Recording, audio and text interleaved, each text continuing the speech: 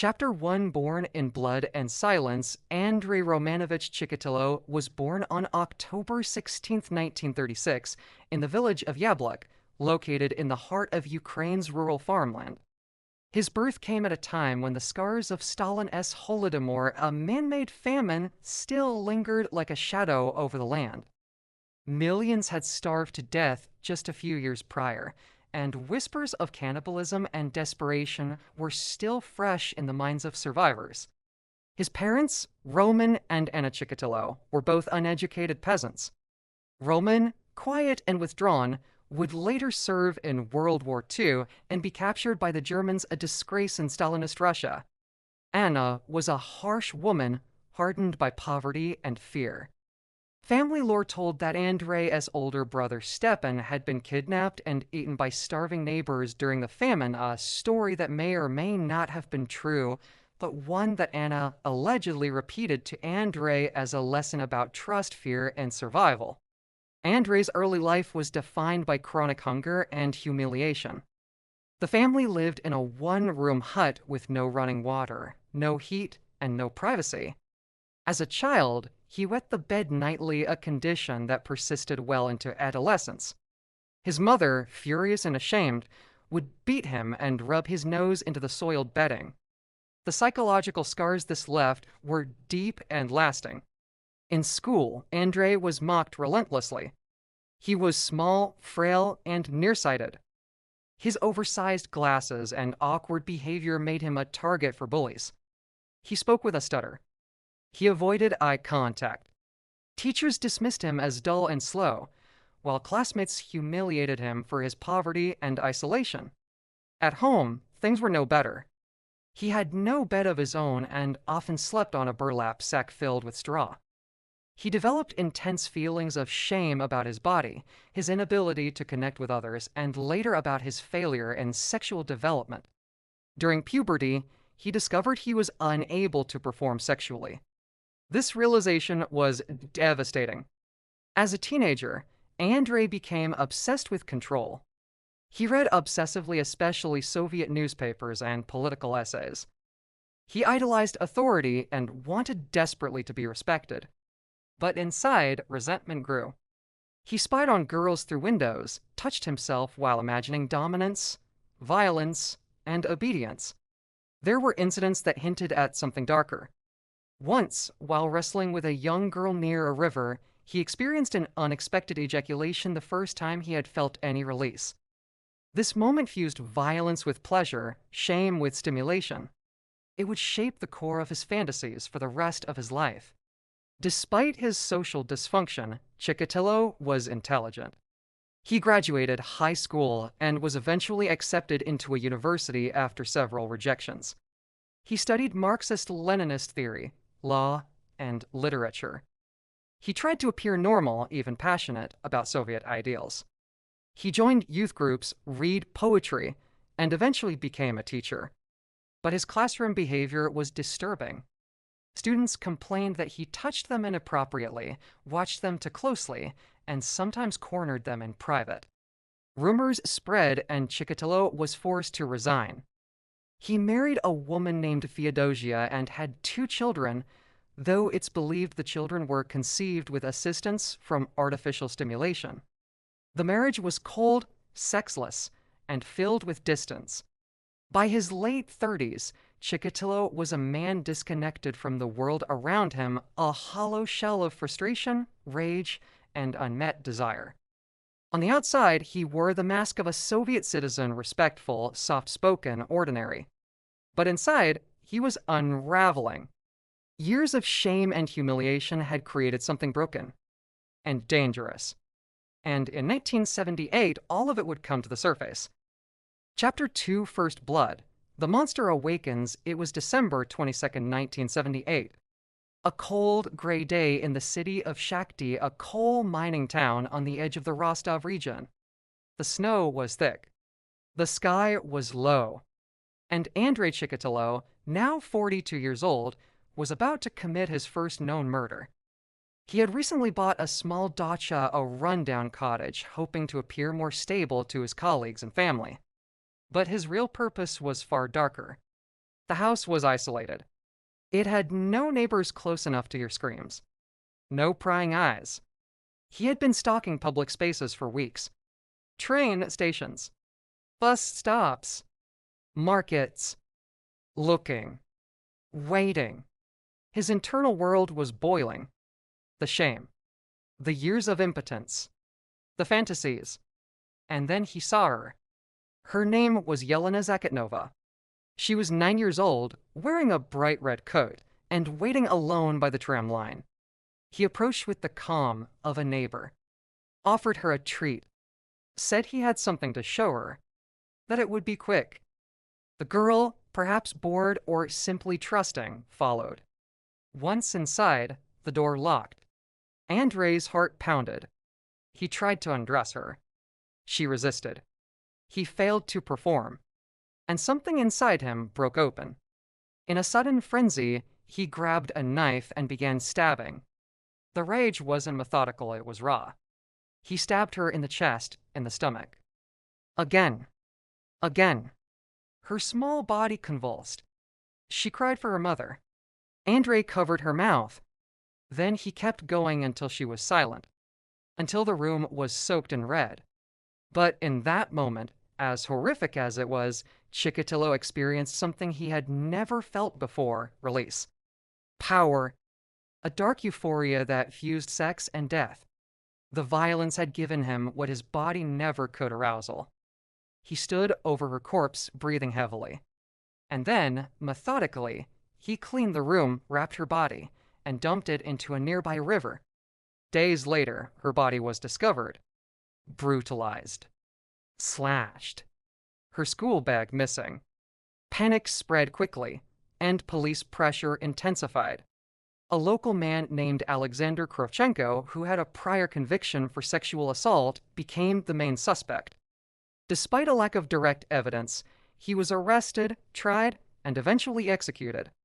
Andrei Chikatilo, the real killer, watched from afar, and he felt something terrifying. Not guilt, not fear, but triumph. He had taken a life, and someone else had taken the fall. For the next few years, he remained dormant. But the urges didn't go away. They grew louder, stronger. In 1981, he killed again. This time, a teenage girl. Then a young boy. Then another and another. The pattern began to form. His methods became more refined. He lured victims with promises: candy, jobs, cigarettes. Once alone, he would strike. He stabbed, mutilated, sometimes bit or gouged. He was experimenting, evolving. And with each new victim, the same formula repeated: violence, release, silence. No remorse. No hesitation. Just ritual. Just power.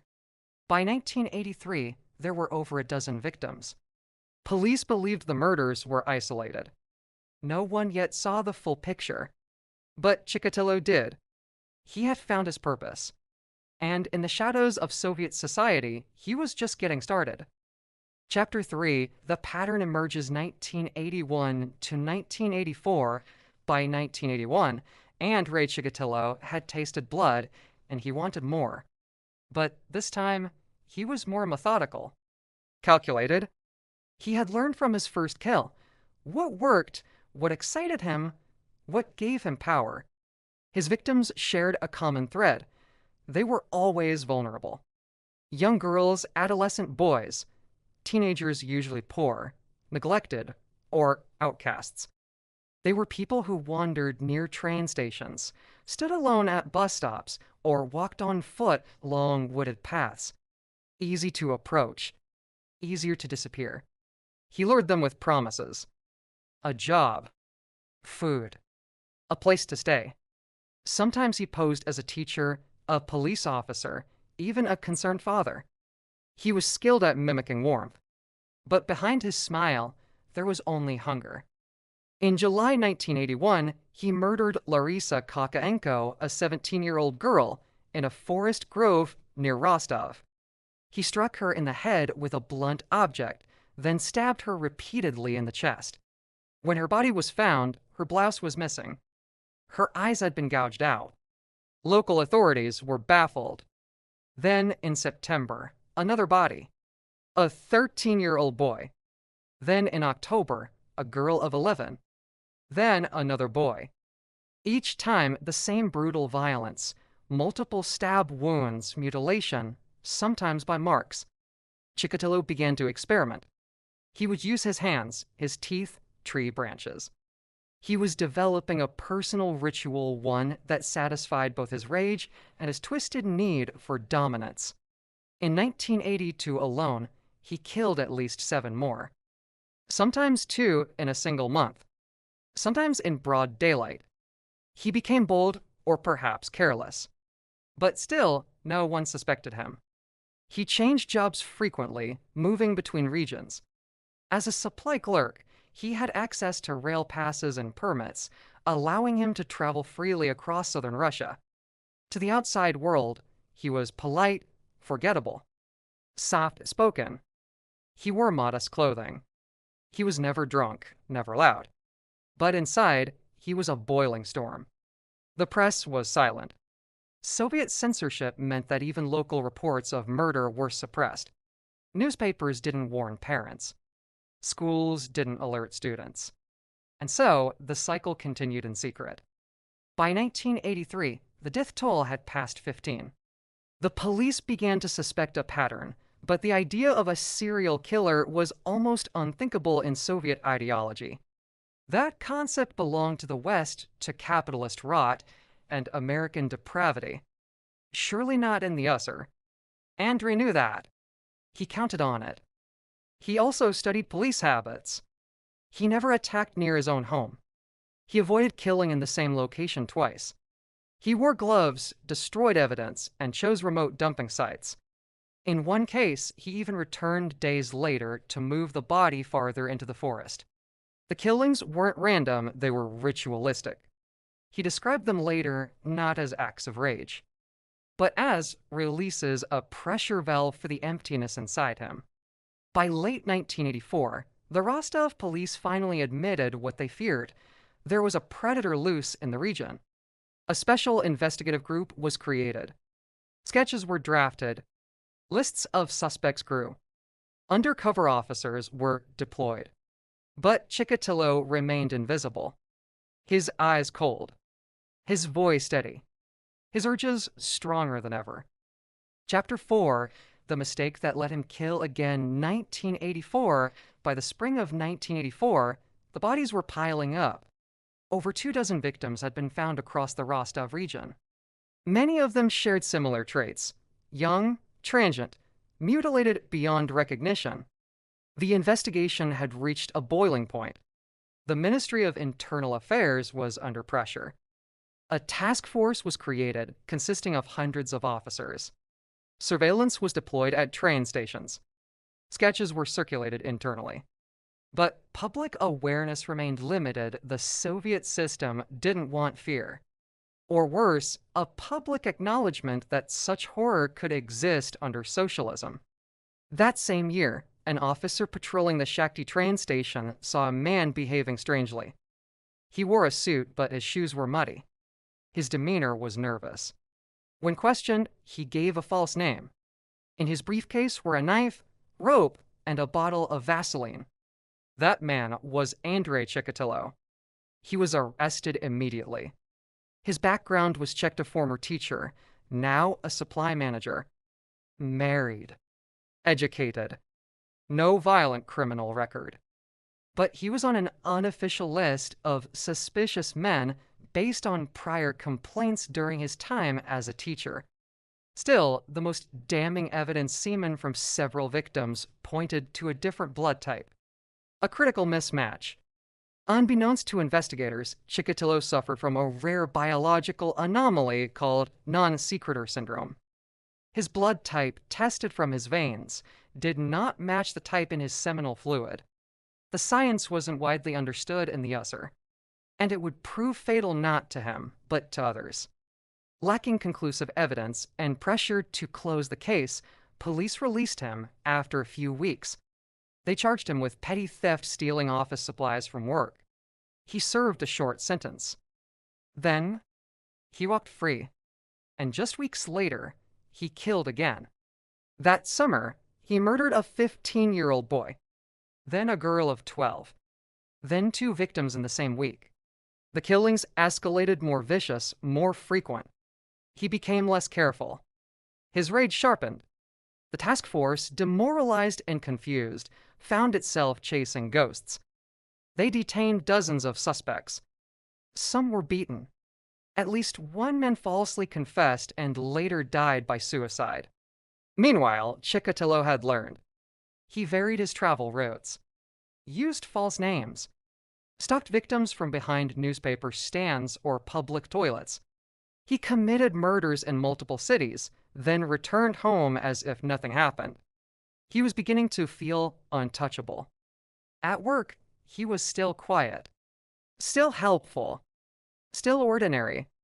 He brought home groceries, kissed his wife's cheek, told his children to study hard, then left the house again to hunt. By the end of 1984, the death toll had reached 36. And no one, not the police, not his family, not even the experts, truly knew what they were dealing with. Chapter 5, The Final Hunt, 1985 to 1990. After his mistaken release in 1984, Andrei Chikatilo entered his deadliest phase. He no longer hesitated. He no longer held back. His methods were now practiced, deliberate, and brutally effective. Between 1985 and 1990, he murdered over 20 more victims, many of them children, some as young as 7 years old. But something had changed.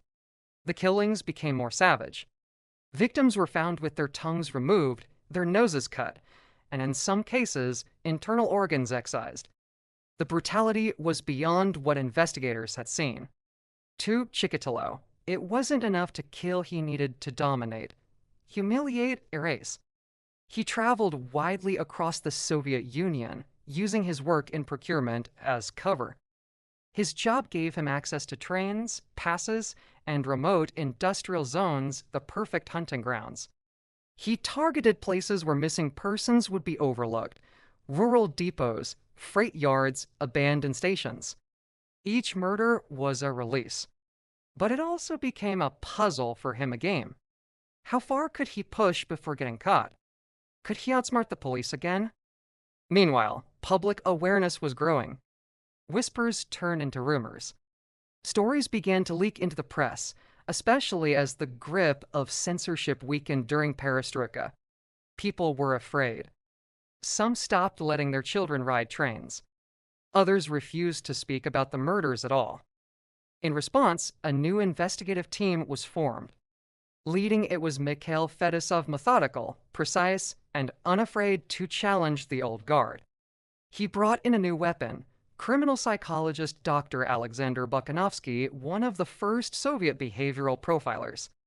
Bukanovsky studied the case files, the patterns, the bodies. He compiled a psychological portrait. The killer would be intelligent, middle-aged, possibly married, but emotionally cold. Likely impotent. Likely experienced humiliation in childhood. Likely lived a double life. It was, unknowingly, a near-perfect profile of Andrei Chikatilo. In 1990, investigators began stationing undercover officers at transport hubs, train stations, bus terminals, forest edges. And in November of that year, in the city of Novocherkassk, a plainclothes officer saw a man acting strangely near the station. He followed teenagers. He approached a boy, then walked away quickly when noticed. He was detained on the spot. At first, he was calm, polite. He had identification and explanation.